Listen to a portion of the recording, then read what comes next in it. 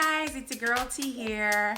Welcome to my new video series. I am so excited. So today I'm going to be talking about my travel adventures. People always ask me, T, what is your most memorable travel experience? As you guys know, I love to travel. I've been to about 34 different countries.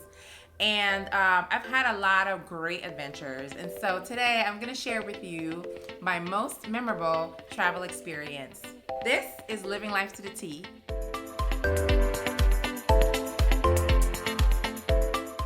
So even though I've had so many great travel adventures, I would say that my most memorable travel experience was backpacking through Europe for 30 days. A whole month, you guys. It was amazing. It was amazing. So just to give you a little context, I was studying in Spain. I had just spent a semester at a Spanish university, and I had a month before I needed to be home back in Atlanta. And so I was going to take advantage of that because I was thinking, when am I going to get to do this again? So I planned that trip, and I always have to give the caveat that I didn't necessarily backpack through Europe because I wasn't wearing a backpack. I actually rolling back through Europe. Let me explain. So before I left for my trip, I went to a flea market in Spain, and I bought this duffel bag that was about this big, and it had the arm that you pull up and the wheels on it, just like a carry-on bag, and it was perfect. And literally anything that I could fit in that bag, that was the only thing that I took with me on my trip. What was so interesting is that I was so excited about traveling, but my mom on one hand, who was concerned about me traveling by myself and my safety, she was like, don't talk to anybody, just stick to yourself, etc., which moms do. And of course, she was all the way back in the United States, so it was completely valid. But then on the other hand, I had all my friends telling me, oh my gosh, you're gonna meet so many people and you're gonna make all these friends, and you can have a great time and all these different things. So I definitely had to find a balance between meeting people and just being vigilant and careful and safe at the same time. The reason that trip was so memorable is because it was the first time that I've ever really done any solo traveling. So I did have a travel buddy, so I went to some places and some cities with my travel buddy, but I went to other places by myself. So I broke it up a little bit, so it was less scary. But what I loved is that I saw so many beautiful places, I met so many people, and it really was the first time I realized how adventurous I was. So one of the coolest adventures that I had was in Italy. I had spent a couple days in Venice, and I was taking the train to Rome to meet my travel buddy. And we were going to spend the next couple days exploring Rome. And as I'm at the train station with my rolly bag, getting ready to buy my ticket to go to Rome, I was in Venice, I was like, what? It's a train going to Pisa, where the Leaning Tower is? And I was like, it's kind of on the way. I was like, I wonder if I can make a pit stop.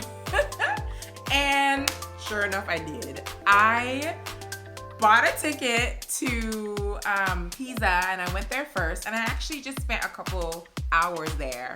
I got the directions to walk from the train station to the Leaning Tower. It's very, very close and very, very easy. And I just kind of hung around, took some pictures, and interacted with some other people who were traveling as well. That place is very touristy, so there's so many people that are just enjoying the sun and pretending they're holding up the tower and taking group photos and everything like that. It's really, really fun. And then I also had some time to just explore the town by foot a little bit because it's a very, very small town. And then I went back to the train station and got on the train and went to Rome. Of course, I was delayed a couple hours, but it was completely fine and definitely worth the adventure. On that train ride from Venice to Rome, I met two girls from Slovenia who I'm still Facebook friends with today. And when I went to Slovenia, I actually met one of my friends that I still talk to today. So it is a world of memories. I have so many rich memories and stories to tell. that I always will have and keep with me. So definitely very, very memorable. So I went to a total of 7 different countries. And in some countries, I went to more than one city. So let's see. I went to Italy, as I mentioned, Belgium, Germany, Slovenia, Greece, Czech Republic, Austria. Did I get it all? Yes. And I just love that I got to really immerse myself in the culture. I got to see beautiful places. I got to see historical places. And it was just a really good time, a really, really fun time. It's so hard to pick one place that I went to that I would say was my favorite, but I definitely enjoyed Brussels in Belgium. So, you guys, Brussels is the cutest city. It's quaint, and it's the capital of the EU, so it has very Washington, D.C. vibes. There's a lot of young professionals and just beautiful buildings and plazas and a waffle shop on every corner, let me tell you, okay? So I definitely have my Belgian waffles every single day. But what I loved about it is that it really reminded me of St. Martin. So it's sandwiched between France and the Netherlands, and they speak Dutch and French there. And just hearing them, I've been in the United States and I haven't heard my Dutch for such a long time. It was just really nice to hear people speaking both of those languages, which is just so much like back home. So I love that aspect of it, and the chocolate and the waffles.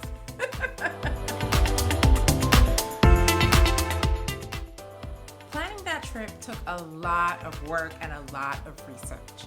So what I always tell people is that before you go on that kind of trip, plan everything that you're gonna do.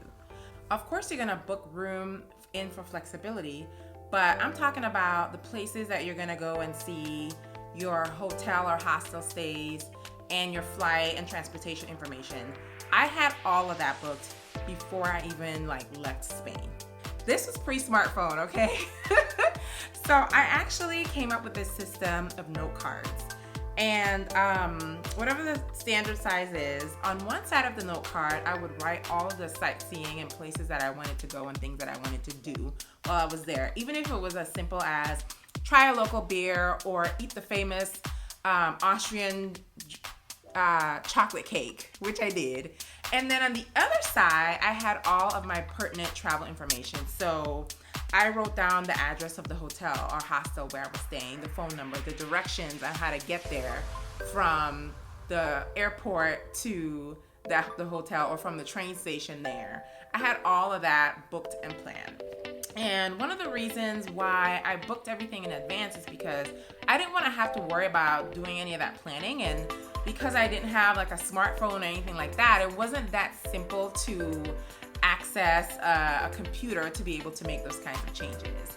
Also, it allowed me to send all of my travel information and itinerary to my family. So that put my mom at ease because they knew where I was at every moment. And so to be smart, I would text them when I was going to the airport, or if I had just arrived somewhere, I would text them so they knew exactly what I would be doing that day. And I actually had a juke phone. I don't know if you guys remember the juke phone. It's this really slim phone about this size, and it kind of swings and flips around, and it was the cutest thing.